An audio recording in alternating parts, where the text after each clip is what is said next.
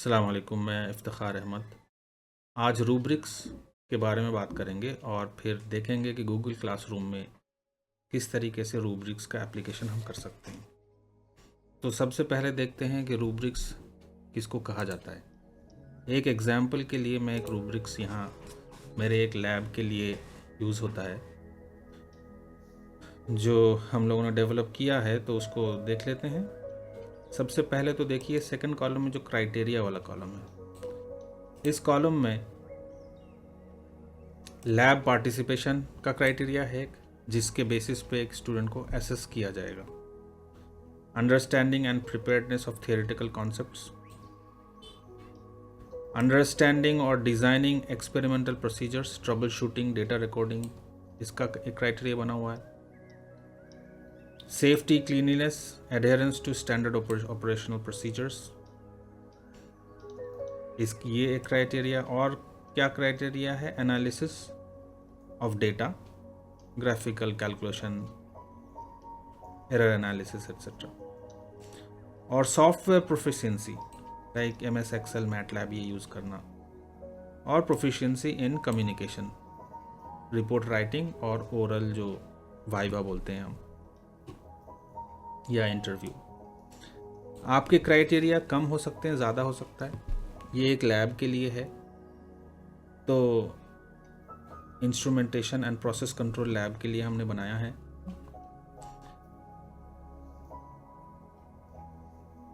दूसरे लैब के लिए भी इसी तरीके से कम या ज़्यादा क्राइटेरिया आप बना सकते हैं। इसमें अब ग्रेड्स के लेवल्स हैं। 4 लेवल हमने बनाया है। आप 3 भी बना सकते हैं, 5 भी बना सकते हैं। यहाँ पर 4 लेवल बना हुआ है। एक लेवल क्या एक्सेप्शनल का लेवल है। अगर आपको 100% स्कोर चाहिए तो ये इस लेवल का काम करना होगा। तो रूब्रिक्स में देखिए क्या क्या इवैल्यूएशन क्राइटेरिया है। ये स्टूडेंट्स को कम्युनिकेट हो जाता है शुरू में ही, तो स्टूडेंट्स जानते हैं कि हाँ इन चीज़ों में और उनका क्या क्या वेटेज है, ये भी उनको पता है, तो क्लैरिटी है इसमें।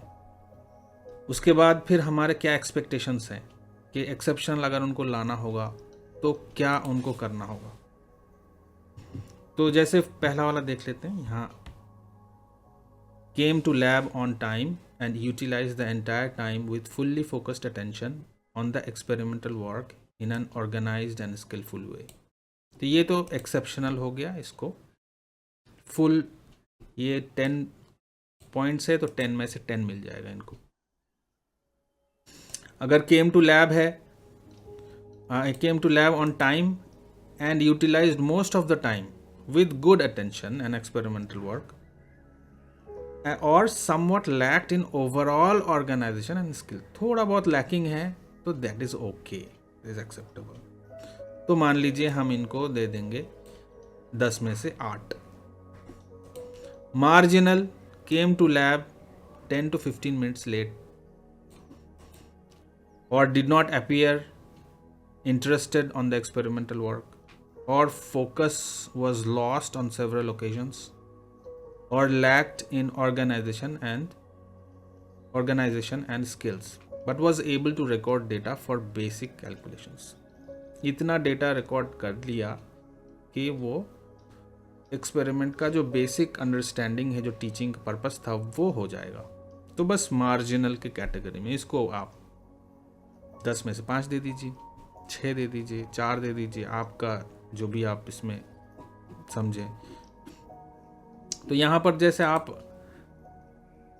जो भी स्कोर है इसका 100% इसको दे दिया, तो यहाँ 100% लिख दीजिए, यहाँ पे आप 80% लिख दीजिए, यहाँ 50% लिख दीजिए। अनएक्सेप्टेबल को या तो आप 0 रखिए, या अगर आप मिनिमम को इस बेस रखना चाहते हैं तो 25% रख दीजिए।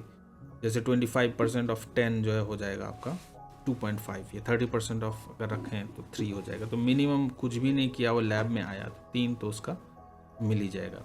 30% वो आपका बेस जहाँ से आप शुरू करना चाहते हैं। तो ये स्टूडेंट्स को पता है, अगर ये हमने पहले से दे दिया तो किस तरीके से वो काम करेंगे, तो उनको किस तरह से पूरा नंबर लाना है तो क्या पास होने के लिए कितना कम करना पड़ेगा, और क्या नहीं किया तो वो पास नहीं हो पाएंगे इस कोर्स में। ये सब क्लैरिटी पहले से ही रहता है। ये फ़ायदा होता है रूब्रिक्स का। और जब हम रूब्रिक्स को हम देते हैं बच्चों को, कि किसी को एक बच्चे को ये वाला मिला, किसी उसके बाद अंडरस्टैंडिंग एंड प्रिपेयर्डनेस में फुल मार्क्स मिला, लेकिन डेटा रिकॉर्डिंग ट्रबल शूटिंग में अनएक्सेप्टेबल हो गया, तो हर बच्चे को हर एक्सपेरिमेंट में ये अपना कौन से को क्या मिला ये पता चल जाता है, उसमें हम टिक लगा देते हैं। तो स्टूडेंट्स को एक तरह से फीडबैक मिल जाता है कि हाँ, मुझे मेरे अंदर कौन से में स्ट्रॉन्ग पॉइंट्स है और कौन से पॉइंट्स में मैं कमज़ोर रहा इस एक्सपेरिमेंट में, या ओवरऑल कई बहुत सारे एक्सपेरिमेंट में भी वो मिलाकर ओवरऑल देख सकता है। तो एक पर्टिकुलर एक्सपेरिमेंट में उसको पता चलेगा कि यहाँ मेरी कमी रही और मुझे यहाँ इम्प्रूव करने की ज़रूरत है। तो हो सकता है ये जो है नेक्स्ट जब एक्सपेरिमेंट दूसरा वो करने जाएगा तो उसको पता है कि मेरे ये कमी है, यहाँ मेरे पॉइंट्स घट रहे हैं, तो इस जगह पे तो ये एक काइंड ऑफ वो स्टूडेंट जो है अपना फीडबैक उसको मिलता जा रहा है। अच्छा और फिर ट्रांसपेरेंसी बताता है एक, कि कुछ स्टूडेंटों को जो है वो रहता है, कोई शिकायत हो सकती है कि किसी को ज़्यादा नंबर दे गया, फेवर किया गया, किसी को डिसफेवर किया गया। तो अगर रूब्रिक्स बेस्ड है तो वो क्लैरिटी रहता है, ट्रांसपेरेंसी एक रहता है कि नहीं, इस बेसिस पे हमने दिया और आपकी इसमें कमी है, तो वो उनको पता है। तो दिस वर्क्स लाइक ये बेसिकली एक ट्रांसपेरेंट प्रोसेस जैसा हो जाता है। और डिस्प्यूट की इसमें गुंजाइश कम रह जाती है। और कभी कभी होता है कि बहुत ज़्यादा टीचर होते हैं, कई सारे टीचर होते हैं एक लैब में या प्रोजेक्ट में, तो फिर ये होता है कि कोई टीचर थोड़ा सा स्ट्रिक्ट होते हैं, कोई थोड़ा सा लीनियंट हो जाते हैं, तो थोड़ा वेरिएशन हो जाता है। अब इत्तेफाक की बात हो गई कि कोई स्टूडेंट है, उनका ज़्यादातर रिपोर्ट जो एक स्ट्रिक्ट टीचर ने चेक कर दिया, तो उसका थोड़ा नंबर कम रह गया कंपेयर टू दैट। तो टीचरों के बीच और इवैल्यूएटर्स के बीच एक समानता रखने के लिए भी ये जो है ये काफ़ी काम में आता है रूब्रिक्स, कि सबको पता है और इसमें डिटेल में दिया हुआ है कि अगर अच्छा है तो यही नंबर देना है और मिनिमम पासिंग के लिए ये देना है। तो ये क्लियर है। तो कई सारे इवैल्यूएटर्स हैं तो ये आसान हो जाता है, कई सारे बैचेस ऑफ स्टूडेंट्स हैं तो अलग अलग बैचेस या अलग अलग क्लासेस के स्टूडेंट है, तो उनमें आपस में भी ये डिस्पैरिटी होने से जो है बचा जाता है।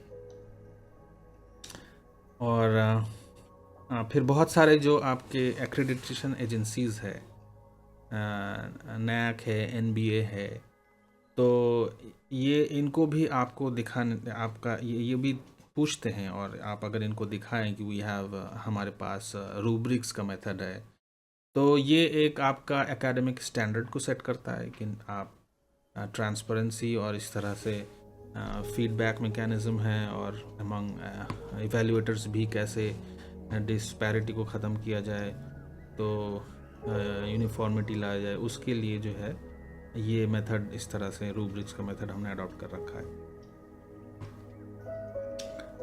तो अब ख़ास तौर से हमें तो ये लगता है कि रूब्रिक्स की ज़रूरत जो है आपको जो लैब्स है या प्रोजेक्ट्स है या आपके रिसर्च है, इस तरह के चीज़ों में ज़्यादा ज़रूरत पड़ जाती है। प्रेजेंटेशंस हैं तो वहाँ पर फिर नहीं तो आखिर में इवैल्यूएटर सोचता रहेगा, अच्छा साल भर में इस प्रोजेक्ट में इसने पूरे सेमेस्टर भर में कैसे काम किया होगा, अच्छा इसको क्या ग्रेड दें।